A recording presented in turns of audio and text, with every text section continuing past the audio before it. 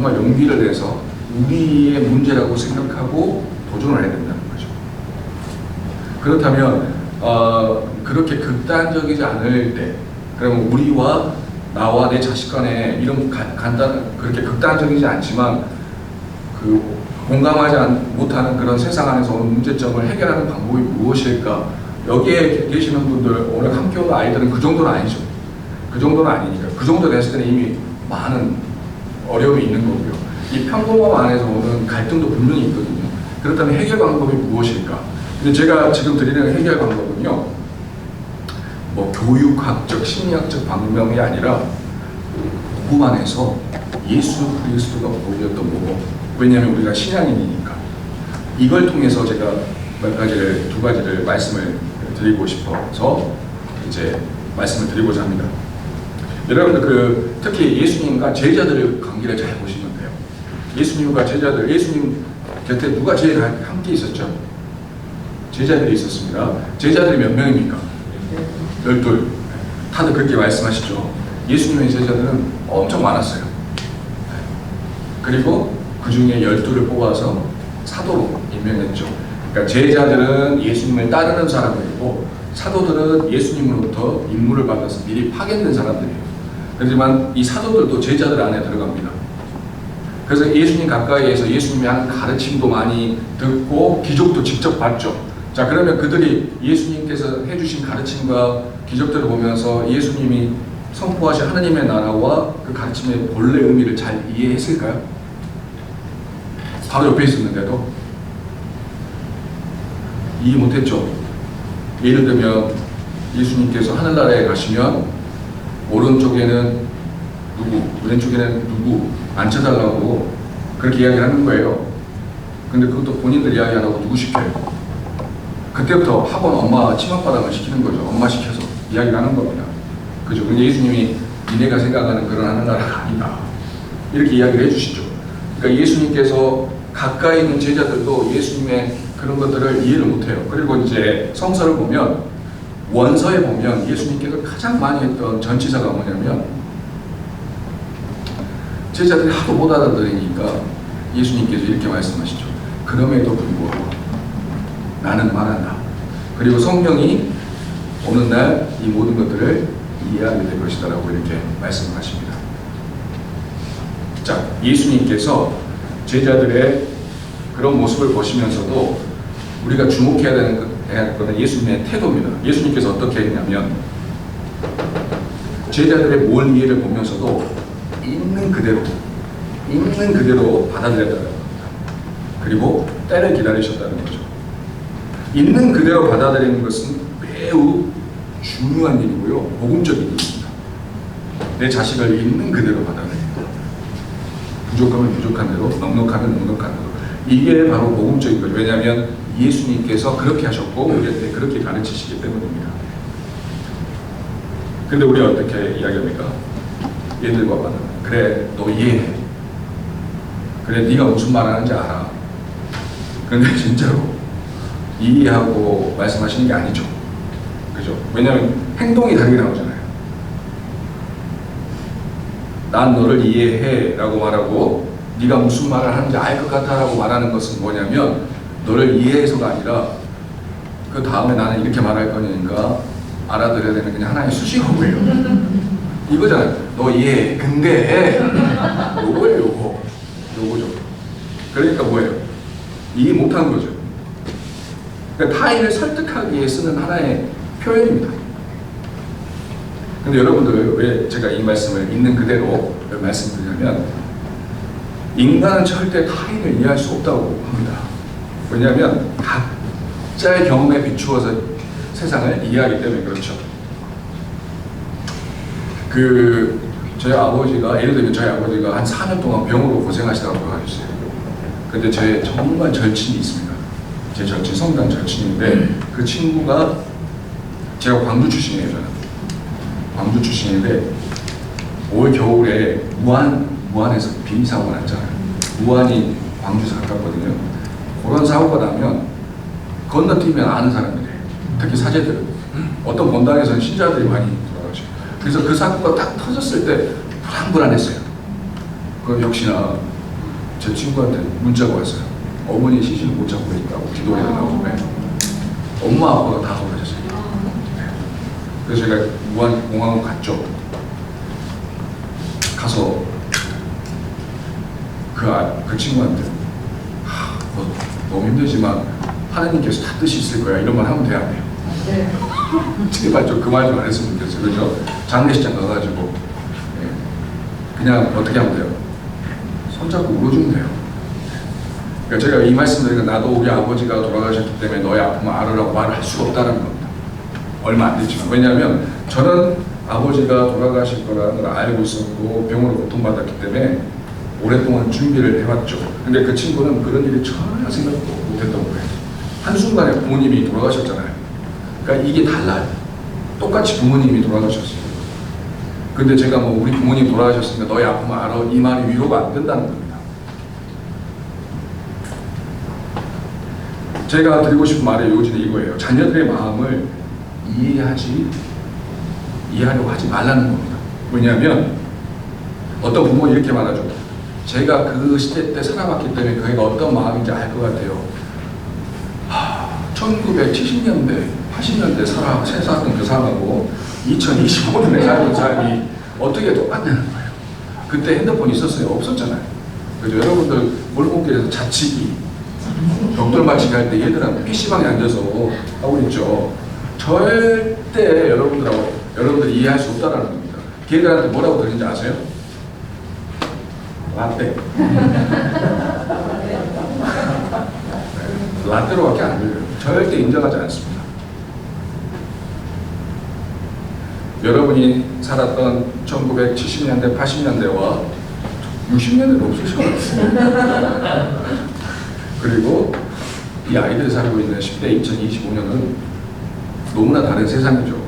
그래서 여러분들은 절대 자신들을 이해할 수 없다는 겁니다. 그러니까 이해하려고 하지 마시라는 겁니다. 그래서 있는 그대로 받아들여야 된다는 거죠. 그리고 자녀들의 삶에 너무 깊이 관여하시면 안 됩니다. 아무리 노력해도 여러분들은 관여할 수가 없어요. 그리고 관여한다고 해서 그 삶이 바뀌지 않습니다. 제가 신학생들 담당한 한 4, 5년 정도 했었는데 이렇게 수도내 신학교에 들어오는 친구들이 있어요. 그 중에 엄마 성수도 분명히 있습니다. 그리고 열심히 살아요. 왜? 엄마가 행복하네? 결혼하면 불행하다고 했나? 꿋꿋이 참아내는 친구들이 있어요. 그죠? 어떤 사람은 신부가 된 사람도 있어요. 근데 끝까지 갈 수 있을까요? 못 가요. 그러니까 누군가가 결혼을 어떤 여자나 남자를 소개시킬 수 있지만 이 여자와 남자가 서로 결혼하는 건 본인들이 결정하는 거지 소개시켜준다는 결정할 수 없잖아요. 하더라도 분명히 헤어질 겁니다. 이거 엄마 성수라고 하잖아요. 그죠? 얼마 못 살아요. 자, 그래서 안 되는 일에 너무 신경 쓰지 마시라는 겁니다. 안 되는 일 어떤 거? 자식들 이해하는 거. 그리고 두 번째, 자식의 삶에 관여하는 거. 안 되는 일에 관여하기 때문에 삶이 너무 피곤하고 힘든 거예요. 그럼 대신 할 수 있는 일에 그 에너지를 써주시라는 겁니다. 어떤 일이 할 수 있는 일이냐면 바로 부모로서 여러분 자신에 관한 일이라는 겁니다. 나와 관련된 거. 어떤 거. 예를 들어 아까 말씀드렸죠. 무언가를 선택을 해야 된다는 거잖아요. 자식에 관련 선택한 거는 이거 좋으니까 이거 해라고 한다고 해서 안 하잖아요. 그죠? 이런 거 하지 말고 바꿀 수 있는 거. 이런 거와 관계된 일인 겁니다. 내가 이 아이를 어떻게 바라볼 것인지, 이 아이를 어떻게 서포트할 것인지 이런 거를 선택하시라는 겁니다. 자녀들을 이해하지 않고 있는 그대로 받아들이는 겁니다. 아까 말씀드렸지만 이건 아주 복음적이죠. 왜냐하면 예수님께서 보여주신 모습이기 때문입니다. 이해되지 않는 타인이나 자녀들을 보면서 그 안에서 하느님의 계획을 찾고 쉬려는 겁니다. 여러분들 보시기에는 이해가 안 돼요. 이 아이가, 내 자녀가. 근데 하나님께서 그 아이를 그냥 우연히 보내신 게 아니라 여러분에게 선물로 보내셨고요. 그 아이를 위해서 분명히 계획이 있다는 겁니다. 근데 이 계획이 지금 빨리 나한테 드러났으면 좋을 것 같아요. 근데 그게 아니죠. 하나님 눈에는 가장 적절한 시기, 그 아이에게 필요한 시기를 잘 있기 때문에 우리가 할 수 있는 거는 그 시기를 좀 기다려주는 거예요. 여러분들 꽃에 물 준다. 내 옆에서 함께 하면서 나를 응원해주고 있다는 걸 알게 하는 겁니다. 그러니까 여러분이 할 수 있는 거, 할 수 없는 일 하지 말고 할 수 있는 일을 하는데, 첫 번째, 있는 그대로 받아들이는 거. 그죠? 두 번째는 그들의 삶에 깊이 관여하지 않는 거. 세 번째는 아이들이 무언가를 할 때 옆에 현존해 주는 겁니다. 설사 그 아이들이 그 선택한 게 틀렸더라도 그 틀림에서 그 아이들이 배울 수 있도록. 하지만 그때 틀렸을 때 아무도 없으면 이 아이들 되게 좌절합니다. 아까 말한 그 아이들처럼 부모가 없습니다. 실패했지만 옆에서 부모님이 괜찮아, 다시 하면 돼라고 말해줄 때 그 아이들은 그 안에서도 배울 수 있게 된다는 겁니다. 그러니까 현존. 예수님께서 제자들과 늘 함께 하시고 부활하신 후에도 함께 하셨죠. 이 세 가지라는 겁니다. 자녀들이 여러분의 현존을 느낄 때 그들은 먼저 여러분에게 이제 대화를 걸어옵니다. 여러분들 언제 기도가 제일 잘 되세요? 하나님이 나의 기도를 들어주고 계신다는 느낌. 이때 가장 기도가 잘 되거든요.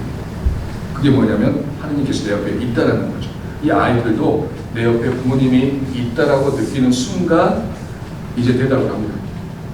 마치 우리가 하나님이 내 앞에 있을 때 우리가 이제 기도를 하죠. 주님, 이렇게 기도를 합니다. 그리고 또 어때요? 근데 기도가 좀 잘 나가야 되는데, 기도가 대화잖아요. 내가 이야기하면 하나님도 이야기를 하시잖아요. 들어야 되는데 나만 이야기하죠. 그리고 하나님께서 잘 들었다 그러면 나는 이렇게 생각해라고 말씀하실 때 우리는 어떻게 합니까? 우리 주 그리스도 이름으로 믿나이다. 아멘. 끝내버리는 거죠.